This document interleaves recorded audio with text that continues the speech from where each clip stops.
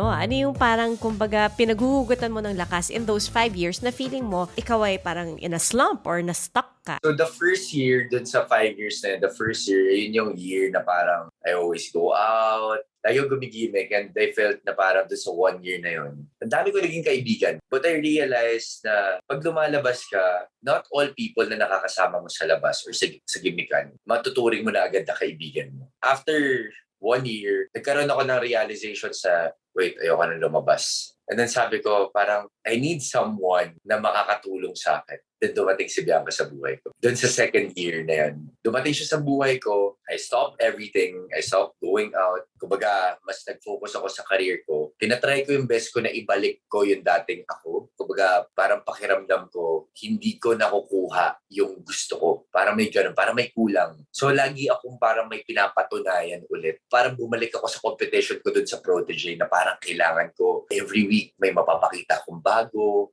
Kaya minsan gagawa ako ng ingay lang sa social media. Like for example, di-delete ko lahat ng mga posts ko. Mag-post ako ng mga shoots ko lang. Para lang may pag-usapan yung tao sa akin. So parang dun sa time na yon, hindi ko alam kung parang nag-explore ba ako when it comes to my career and like natututo rin ako sa sarili ko. Pero lahat si Bianca, nandun siya noong mga panahon na yon. Noong mga panahon na umiiyak ako, na parang pakiramdam ko, wala nangyayari sa akin, sa career ko. But sa kanya, nakikita ko, like, lahat ng projects ni Bianca, lahat nag-work.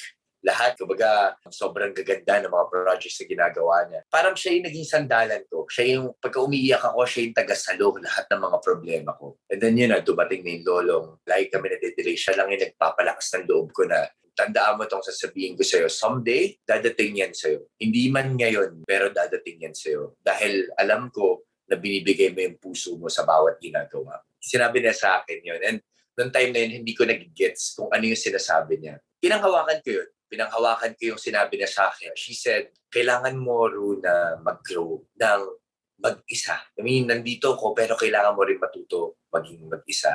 Noong time na yun, parang pakiramdam ko, hindi, parang kahit basta kasama lang kita all the time, masaya na ako, ganyan.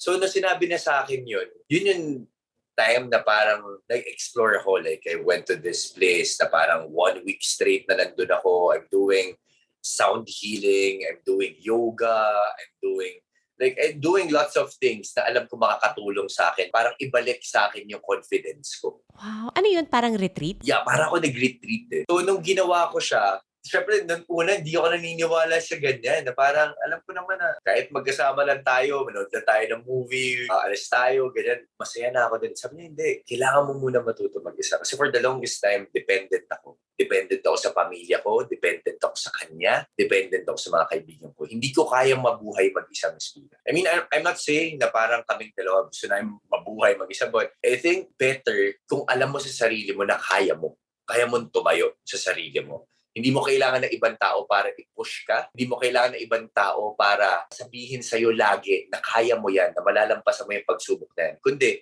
dapat matuto ka na ikaw mismo ang magtatayo sa sarili mo pag nakadapa ka.